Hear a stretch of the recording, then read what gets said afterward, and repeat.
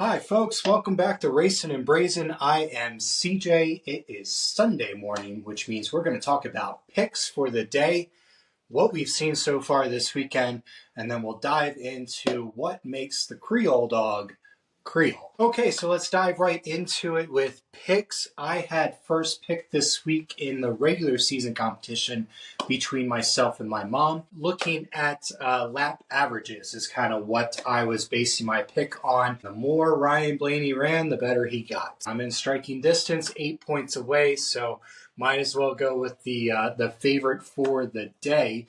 He does have a poor starting spot, though, 30 seconds. Going to be interesting to see him come up through the field. Hopefully, he can come up through the field cleanly. We all know that trouble can happen quick around there at Martinsville, and when you're in the back, sometimes it's just a wrong place, wrong time, and you end up in somebody else's mess, and then your day is just done. Hopefully that's not the case for Blaney. I know he's got an excellent crew chief on top that will come up with a strategy to get him towards the front, and I'm sure he will stay there through the rest of the day.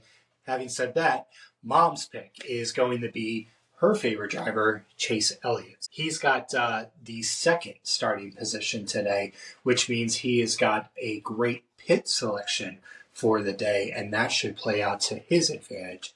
So we'll see if Blaney can bounce back from 3 DNFs. We'll see if Elliott can kind of turn the ship around and get into the top 5, maybe get himself a win here today. We'll see how that plays out. I know both of those drivers need good days. Another driver that I spoke about earlier in the week that needs a good day is Christopher Bell, and he's getting off to a great start with the pole. So all 3 of those guys I highlighted, and look at what they're doing. They're all 3 making waves this weekend. So we'll see how that plays out. 3 o'clock today on FS1 is when the race starts. Coverage begins at 1:30. Now, I did look at the weather for the day again here this morning. It looks like their high is now expected to only be 76 degrees with the real feel of 73.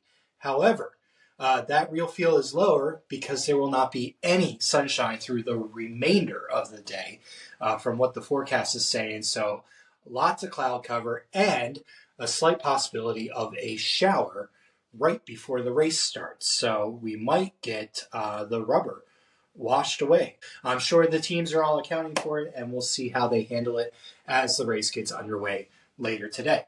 Keep in mind they do have lights, so if it does get rain delayed by a little bit, they should be able to get it in tonight. So we shouldn't expect to see any Monday racing with weather approaching the southeast. All right, so that's it for the Cup. That's it for picks. Let's talk about yesterday for a second, right? Boy, Xfinity was embarrassing. I'm sorry to say it, and actually, I'm not really sorry to say it at all. That was an embarrassment, and a lot of other people are jumping on that. Of course, Dale Jr. sent out a tweet yesterday. The history of Martinsville did not deserve that kind of racing yesterday, and he's absolutely right. Denny Hamlin even jumped on it and said that if he were in the booth last night, that he probably would have gotten fired for comments that he would have made. The first half of it was fine. They got through it with no problem, little to no incidents. But as soon as that third stage started, all of a sudden, the guys didn't know how to use the brake pedal anymore, and they just started driving through each other.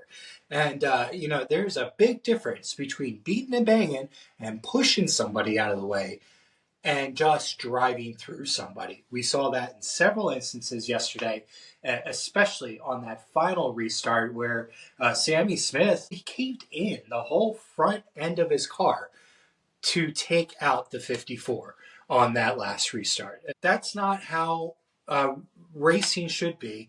That's not what NASCAR wants the world to see our racing to be, right? It's just a bad look all around. There's been plenty of speculation as to how we stop this. How do we correct the path that the drivers in the Xfinity series have gone on, where it's just you gotta wreck them to get them out of your way.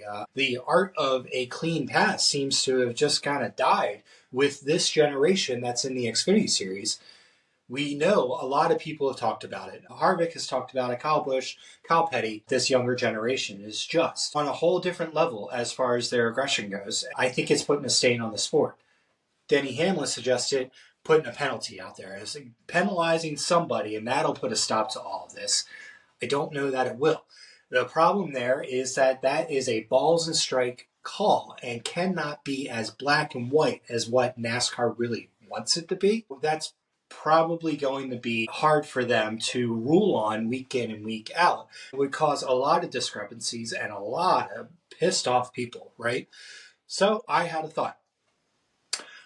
Take Xfinity away from Martinsville until the group in that field can earn the respect of the rest of the series, the rest of the sport as a whole. Take them away from the historic Martinsville. There were several years where Xfinity wasn't there at that track, that it was just the trucks and just the Cup. Go back to that. Now, I know there's all sorts of marketing stuff and sponsor deals and everything like that that go along into all of that, but that's my solution. I think that's as simple as it gets. If it's not working the way that you want it, take it away. You know, treat the Xfinity series like a kid. You know, if they're using and abusing it, just take it from them. Don't let them have it. That's my solution. That's how we clean up Martinsville. It's become a crap show for the past several years. And the other short tracks, they do fine with. We do not see these kind of aggressive wreck fest like we see at Martinsville, that we would see at like a Bristol or a Richmond. That's my solution. Let's get rid of it. Okay, so let's talk about my Creole dog. I want to dive into what makes it Creole. The star of the dog is the fried pickle that I put on top of it. But the co-star that's giving it the flavor of that Louisiana Creole style is the slaw that I put on top of it, and specifically the dressing that I'm putting on the slaw. Instead of making a traditional sweet coleslaw dressing that you would find on your basic coleslaw, which is just kind of mayo, white vinegar, some sugar, some salt, and some celery seed, I make a remoulade.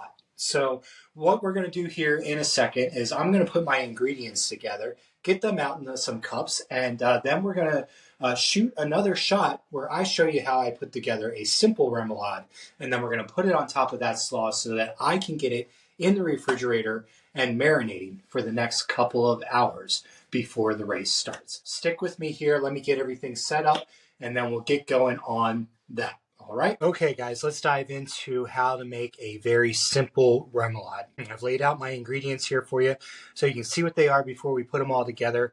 I've got my mayo. I have a deli mustard with horseradish in it. This is about an ounce of lemon juice.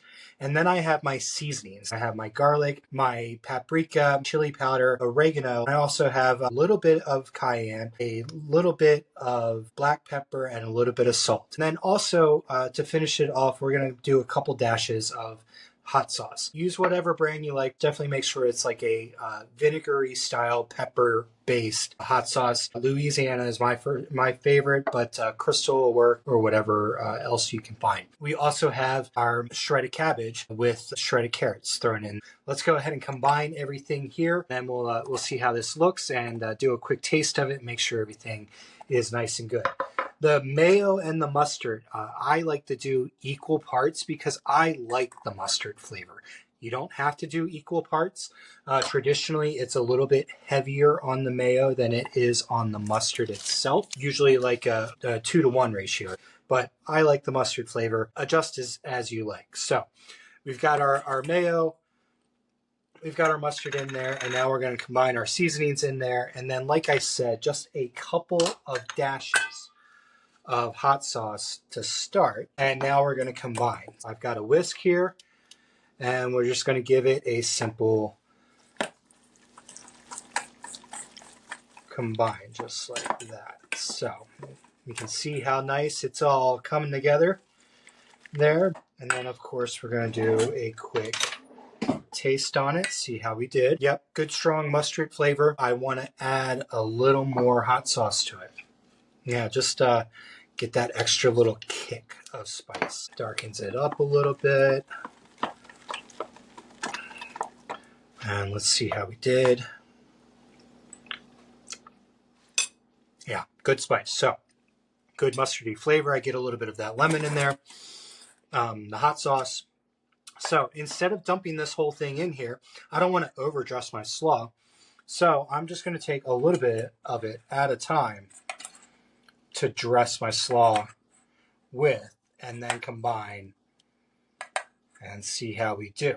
All right, so that's a good start. You got to remember, or at least this is what I'm keeping in mind for this hot dog when I made it. I didn't want to have such a sloppy coleslaw dressing that it ended up, making the hot dog bun soggy and it wouldn't hold up, So that was the whole purpose behind going with, dressing the slaw in this fashion, doing it on demand as needed while I was cooking it in the restaurant. Let's try a bite of this.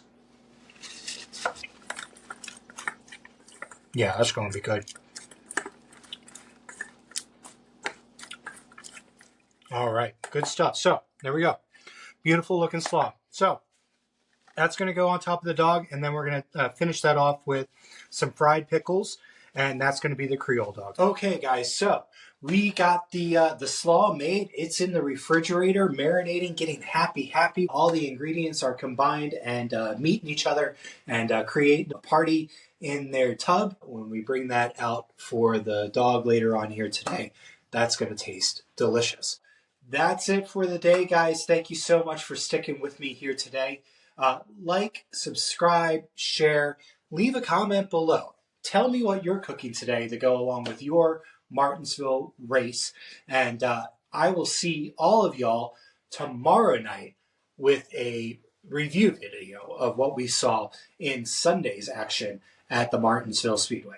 Until then, guys, enjoy the rest of your day. Enjoy the race, and I will catch you tomorrow night. Thanks a lot.